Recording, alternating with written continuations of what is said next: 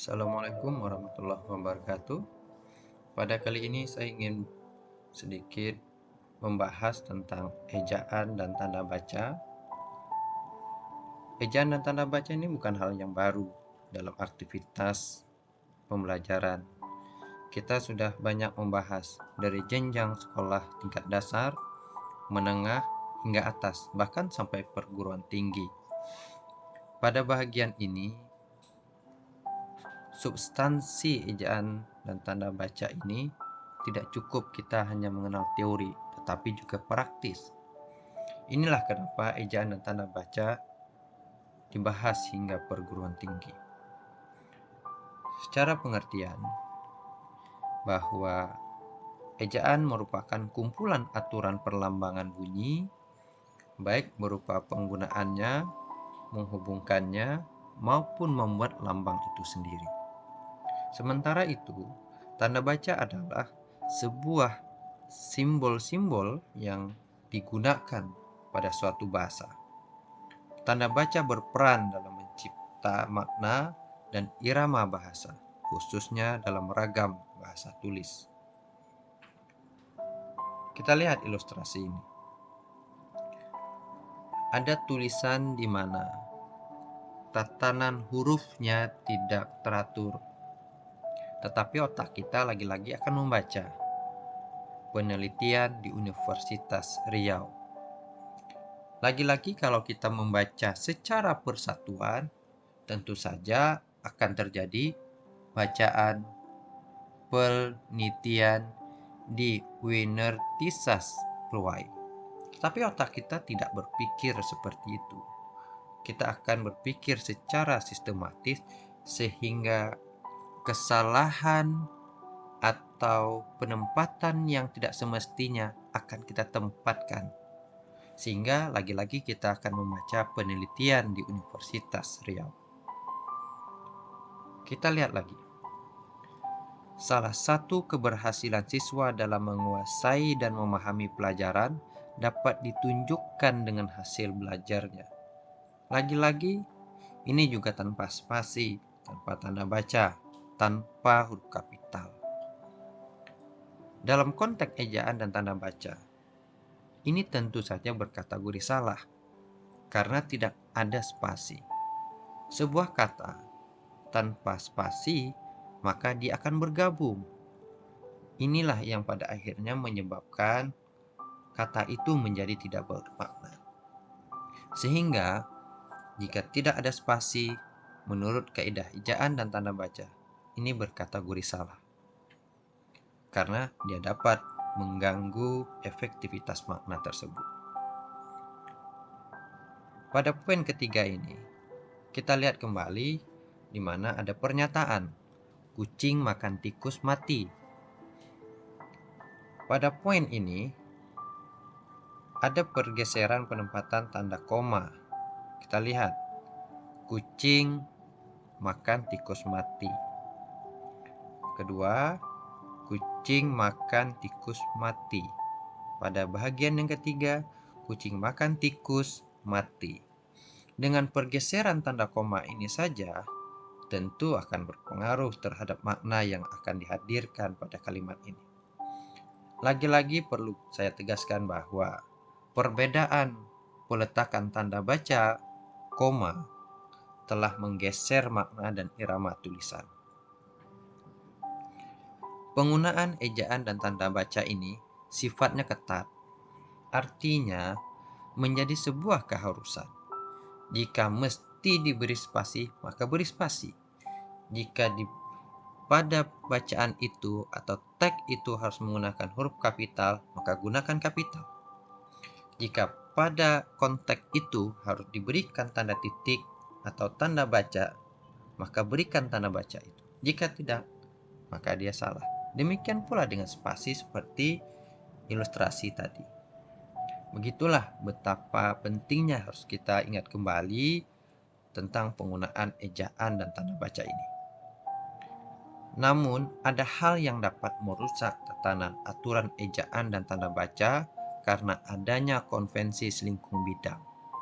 Di sini perlu saya tegaskan bahwa ada beberapa aturan barangkali muncul di mana sebuah tulisan harus seperti ini, atau ada penggunaan kata-kata tertentu secara ejaan dan tanda baca, khususnya pada penulisan kata, itu tidak benar. Nah, ini menjadi problem ketika sebuah panduan dihadirkan tanpa harus melihat atau mengacu kepada ejaan dan tanda baca yang berlaku.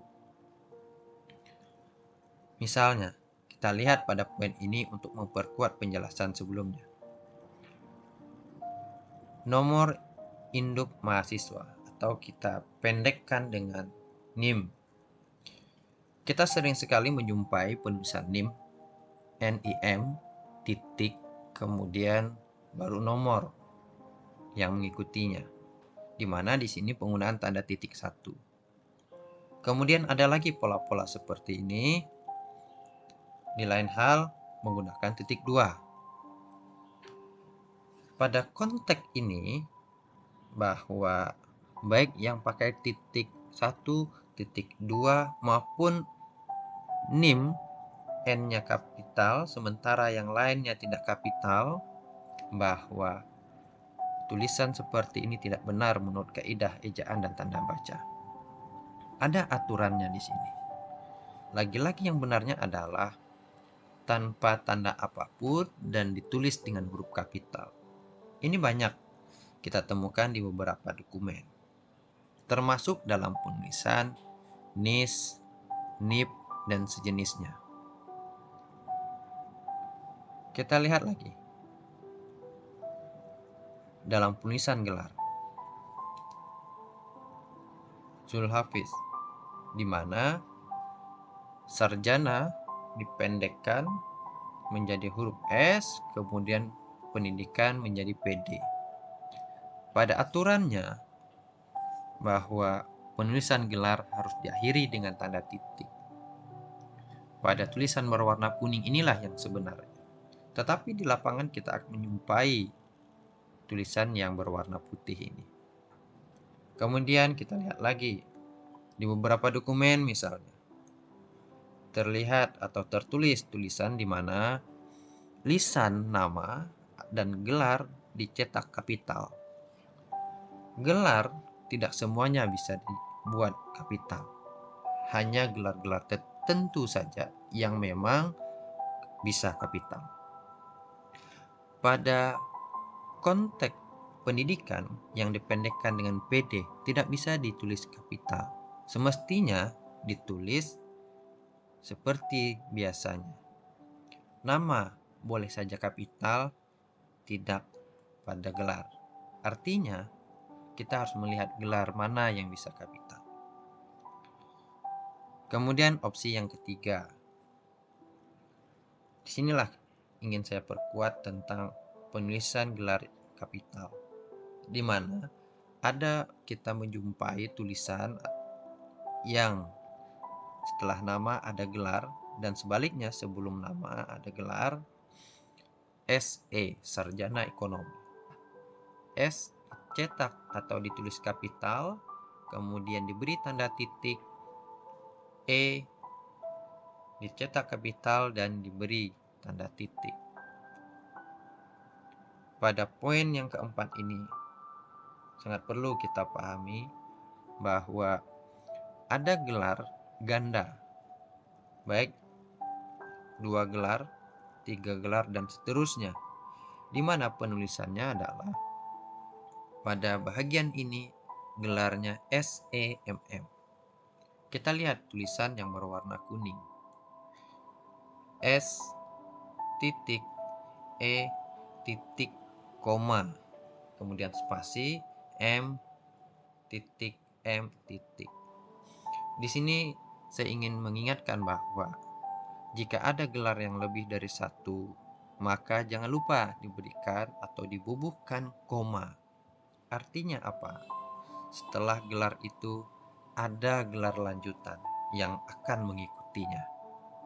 Kalau tidak, maka diakhiri dengan tanda titik. Selanjutnya, kita lihat penulisan kata serapan. Ada yang membuat analisa, semestinya analisis. Karena ini bagian dari kata serapan dari bahasa asing. Jumat tanpa tanda petik atau aksen. Ditulis saja Jumat. Kemudian definisi, semestinya definisi. Ini hal-hal yang memang harus kita sadari terkait dengan aturan selingkung yang saya sampaikan sebelumnya. Ada lembaga tertentu atau mungkin kita selaku pelakunya menulis dengan kata analisa. Dan ini sebenarnya menurut kaidah tidaklah bermakna, karena yang bermakna adalah analisis. Namun demikian, karena ada aturan selingkung, bisa saja ini terjadi. Yang dianggap tepat adalah analisa, bukan analisis. Inilah yang saya katakan tadi, bahwa tatanan aturan selingkung bisa saja mengubah yang sebenarnya. Demikian pula pada tulisan Jumat dan definisi. Ini harus disadari sejak dini sehingga tidak mengulang beberapa kesalahan yang telah terjadi.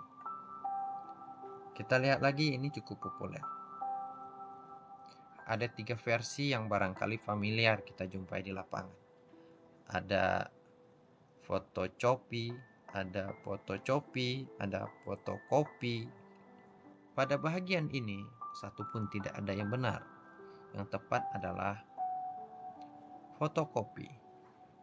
Selanjutnya, kekeliruan atau kesalahan seperti itu bisa kita temukan dalam kehidupan sehari-hari seperti pada surat-surat resmi, karya ilmiah berupa laporan proyek akhir, skripsi, spanduk, pamflet, berbagai pengumuman, dan sebagainya. Oleh sebab itu, pada poin ini harus disadari bahwa ungkapan yang akrab digunakan atau ditulis belum tentu benar menurut kaidah ejaan dan tanda baca. Kita harus melengkapi diri dengan pengetahuan sehingga kita tidak ikut menyebarluaskan kesalahan, tetapi memperbaiki dan menghadirkan yang benar. Lalu bagaimana menghindari kesalahan pada penggunaan ejaan dan tanda baca? Bagi saya, jangan ikutan dan biasakan menulis sesuai aturan ejaan dan tanda baca. Tidak perlu menyingkat tulisan yang belum jelas kebenaran singkatan itu. Bahkan dengan menyingkat bisa saja menimbulkan makna baru yang pengertiannya tidak pada tempatnya. Dengan cara membuat yang sebenarnya, tentu menguatkan ingatan kita dalam penggunaan aturan tersebut. Jika lupa, sederhana, lihat lagi buku panduan. Ini adalah buku panduan yang bisa kita gunakan. Buku ini akrab sekali dengan sebutan PUEB atau Pedoman Umum Ejaan Bahasa Indonesia. Terkait dengan ejaan itu, ada beberapa ejaan yang berlaku di Indonesia atau pernah muncul. Ada ejaan Charles Adrian van Ophuijsen, ada ejaan Swandi atau ejaan Republik, ada ejaan Pembaharuan, ada ejaan Melindo atau Melayu Indonesia, ada ejaan Lembaga Bahasa dan Kesusastraan, ada ejaan yang disempurnakan, dan ada pula ejaan bahasa Indonesia. Dari 7 ejaan ini, hanya 4 yang berlaku secara konstitusional, yaitu ejaan Charles Adrian van Ophuijsen, ejaan Swandi atau ejaan Republik, kemudian ejaan yang disempurnakan saat ini berlaku ejaan bahasa Indonesia. Ejaan Bahasa Indonesia berlaku sejak tahun 2016. Namun, perumusan ini telah dilakukan sejak tahun 2015. Hal-hal yang dibahas pada ejaan, di antaranya pemakaian huruf kapital dan huruf miring, penulisan kata, penulisan unsur serapan, dan pemakaian tanda baca. Oleh sebab itu, untuk memperkuat pemahaman terkait dengan ini, saya mengharapkan silakan unduh buku pedomannya, pahami penggunaan ejaan dan tanda baca secara teoritis dan praktis. Terima kasih. Assalamualaikum warahmatullahi wabarakatuh.